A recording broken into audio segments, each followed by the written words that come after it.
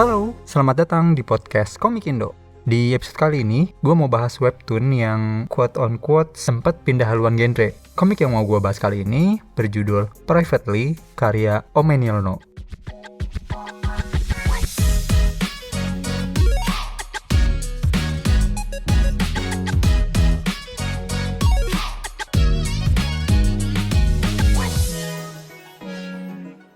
Gue pertama kali ketemu komik ini tuh gak sengaja pas lagi buka webtoon, di page suggestion tuh ada cover komik ini dengan label tulisan warna biru plot twist di bawahnya.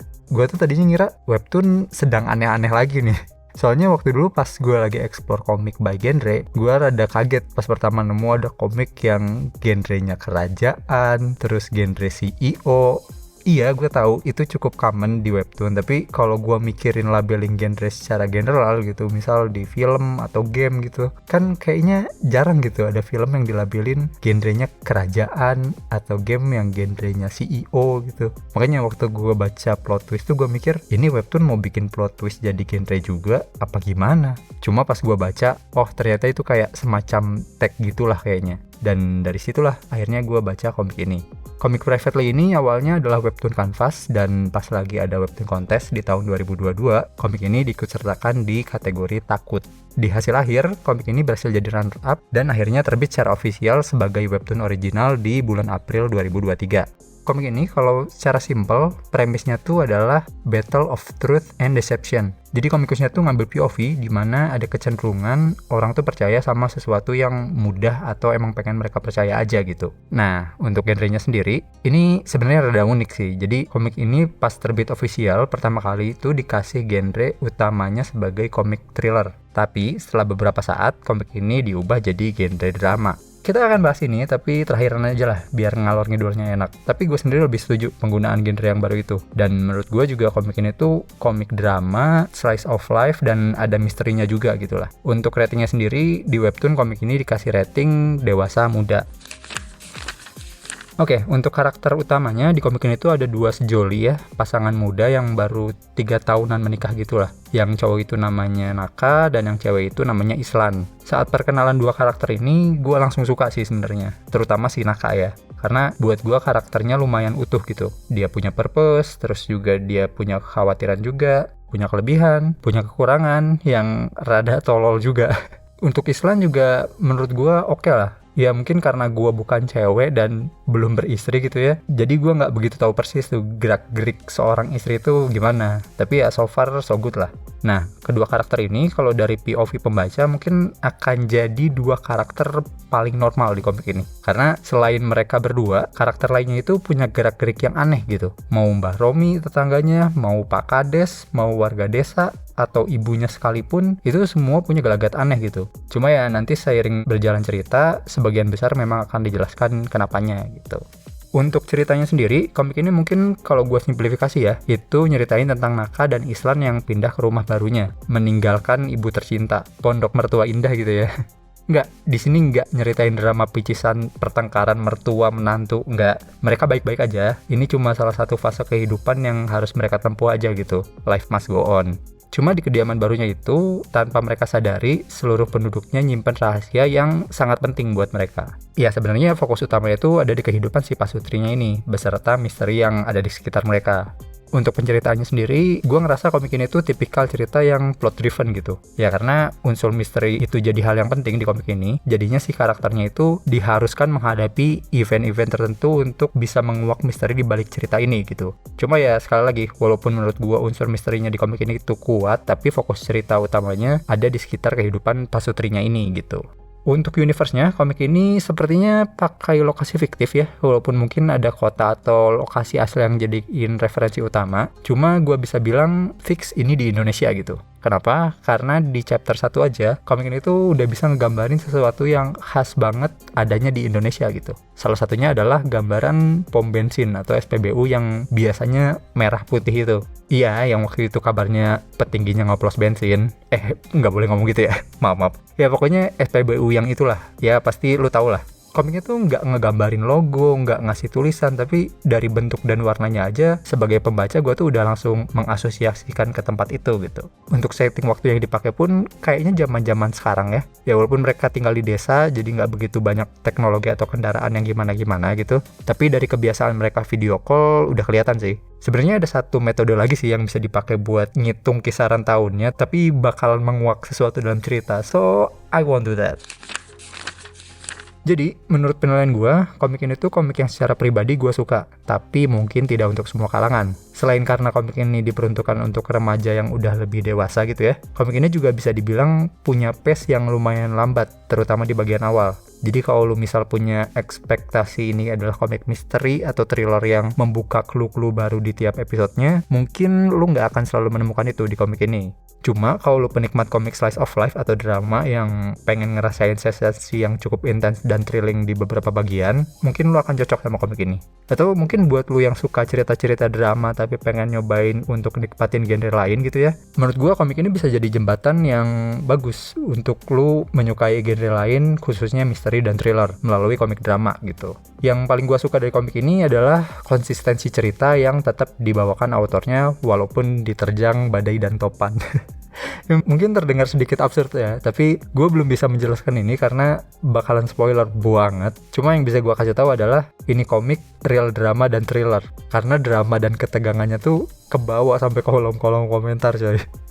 Ya kita akan bahas itulah setelah ini. Untuk kabar autornya sendiri, beliau masih tetap ya ongoing untuk menyelesaikan season 2 komik Privately ini, dan katanya pun kalau nanti ada project lain atau event yang terkait karya-karya beliau bakalan diumumin di Instagram atau creator feeds-nya di Webtoon. Ntar link-link terkaitnya bakalan gue taruh di deskripsi kayak biasa. Dan ya setelah ini gue bakalan ngomongin komik ini lagi, tapi bakalan include spoiler. Jadi kalau lu nggak mau kena spoiler, bisa stop di sini aja nggak apa-apa. Tapi kalau lu udah baca atau nggak masalah sama spoiler, kita ngobrol lagi abis ini. Jangan lupa dukung terus perkomikan Indonesia, bukan hanya karena nasionalitas, tapi juga karena kualitas. Sampai ketemu lagi di pembahasan berikutnya.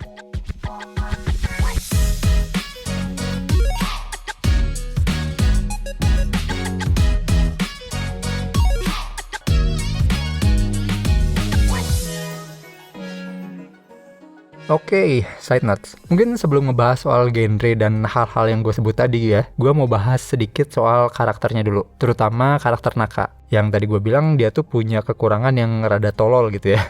Dia tuh kan mukanya nggak bisa bagus kalau di foto gitu ya. Mungkin lu ada yang mikir nggak jelas banget atau terlalu mengada-ngada, tapi gue bisa relate men sama si Naka ini. Kalau dia ada di dunia nyata, pengen dah gue tos sama dia gitu.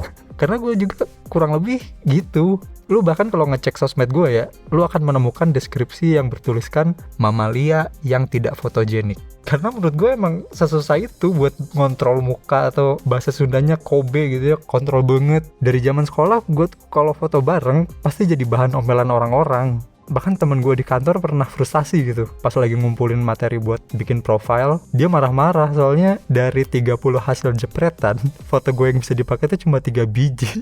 Gue dimarahin, muka yang bener lah, senyum lah, apalah. Padahal gue tuh udah senyum dari lubuk hati yang terdalam. Tidak bisakah kalian melihat senyum itu? Berlebihan. Ya, tapi walaupun gue suka sama karakter Naka ya, dan ada hal-hal yang gue bisa relate, gue juga ada hal yang kurang selek soal dia. Ya mungkin ini jatuhnya terlalu perfeksionis ya, tapi ada kelakuan Naka yang menurut gue rada aneh. Keanehannya itu gue dapat waktu Naka abis nolongin Mbah Romi yang luka gara-gara alat pemotong rumput.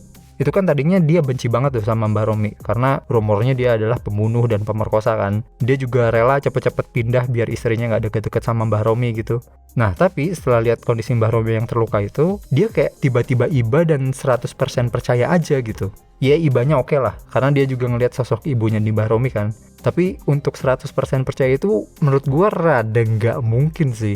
Sekalipun Naka misal udah diceritain kalau Mbah Romi difitnah misal, tapi kan tidak mengubah fakta kalau Mbah Romi pernah dipenjara atas tuduhan itu kan. Dan Naka pun bukan kita, bukan pembaca yang udah dikasih tahu kilas balik atau kejadian masa lalunya sama autor. Dia cuma tahu dari pengakuan aja. Menurut gue sih, kalau gue jadi Naka, gue akan tetap berhati-hati sekalipun gue willing buat ngerawat dia. Ya misal lo nggak ngebiarin Islan berduaan doang sama Mbak Romi, atau ngomong gitu ke Mbak Romi, "Mbah maaf ya, tapi kalau boleh tolong jaga jarak sama istri saya," atau apa gitu. Just for the sake of safety aja. Soalnya kita tahu kan, Naka lebih cinta Islan dibanding dirinya sendiri, dan ketidakwajaran ini muncul lagi di chapter yang baru gitu. Ini sorry, spoiler to the max ya, soalnya pas tag episode ini yang mau gue omongin masih cuma bisa di-unlock pakai koin. Di situ tuh diceritain Naka bawa Mbah Romi ke rumah sakit dan diketahui bahwa rumah sakit itu tuh tempat otopsi korban yang zaman dulu itu. Di situ Naka dengar dokternya bilang kalau emang hasil otopsinya ada sperma DNA-nya Mbah Romi. Di situ Naka langsung ninggalin Mbah Romi di rumah sakit biar dirawat inap aja, dia sendiri pulang. Abis itu ngomel-ngomel di rumah. Gue tuh pas baca itu langsung, gimana sih? Lu yang tiba-tiba 100% percaya Mbah Romi, terus sekarang abis dengerin omongan orang lain juga, tiba-tiba jadi nggak percaya lagi.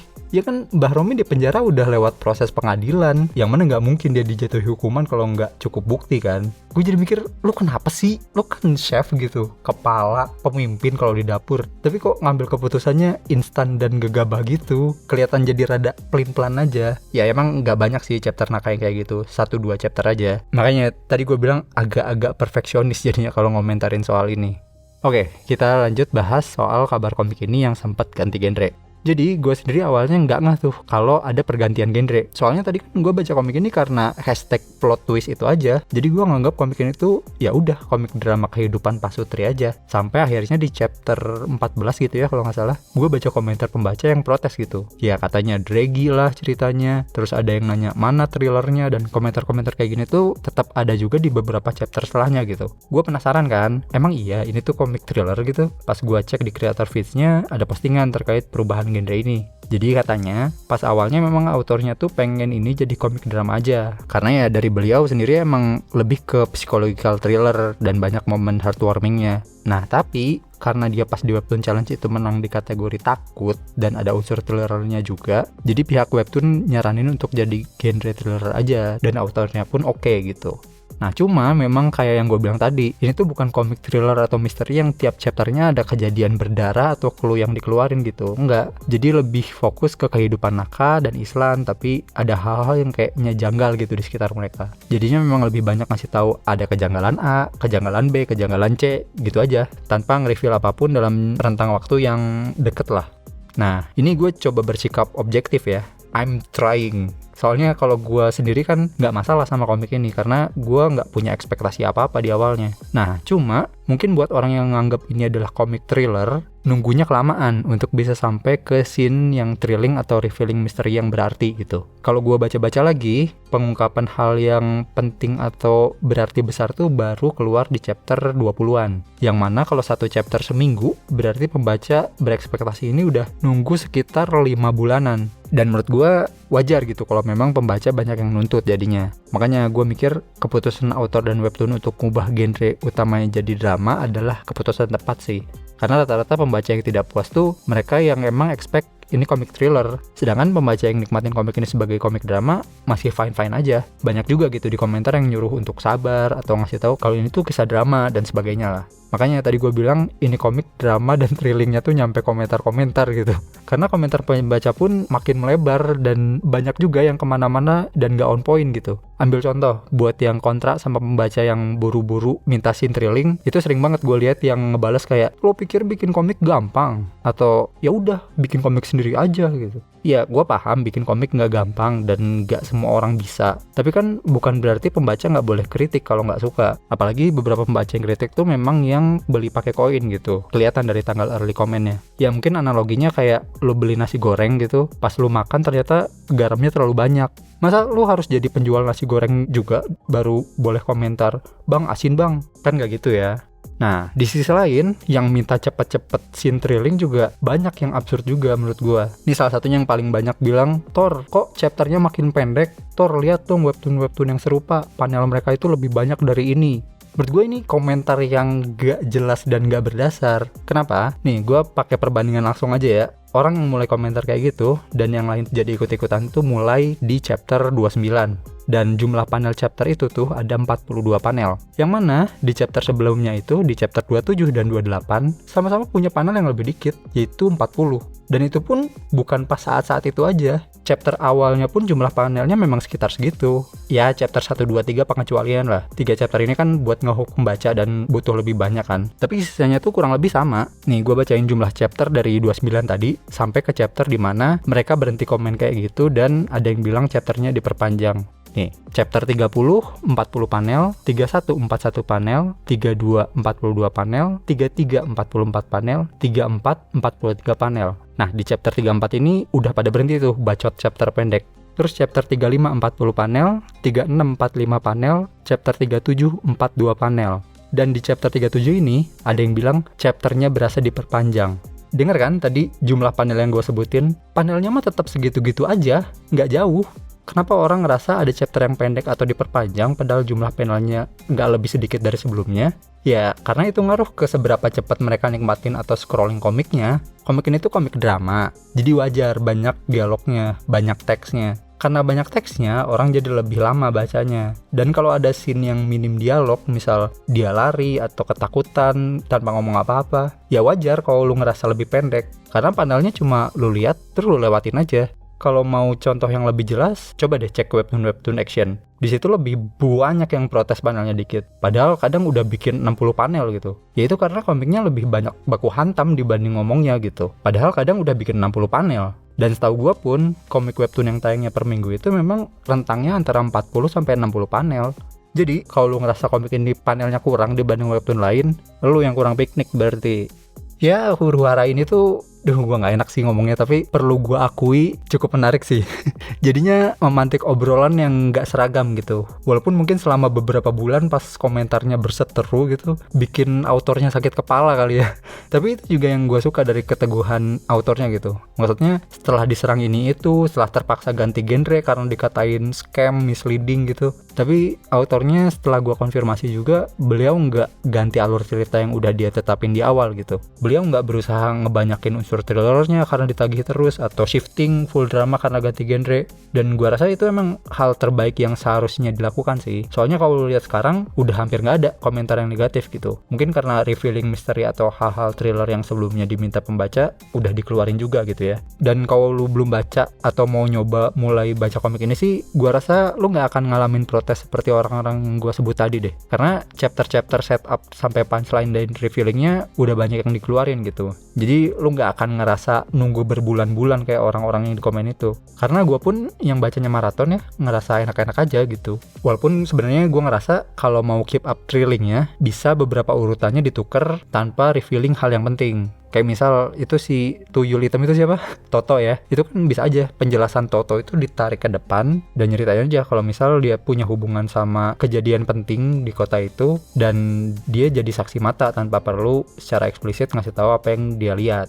Cuma ya lagi-lagi, mungkin ini adalah keinginan dan plotting yang autor mau ya. Soalnya gue sendiri ngerasa dibanding berusaha memuaskan keinginan semua pembaca, lebih penting untuk ngebuat karya yang memang kepingin dibuat sama autornya aja. Karena ada yang pernah bilang juga gitu ya, audiens pertama untuk karya kita ya diri kita sendiri. Dan kalau kita nggak suka dengan apa yang kita buat, gimana mau ngebuat orang lain suka dengan karya kita gitu. Dan ya gue juga berharap autornya tetap bisa ngedeliver cerita sesuai dengan keinginan dan rencana dia dari awal sampai akhir gitu. Semangat author, I'm looking forward for the next story.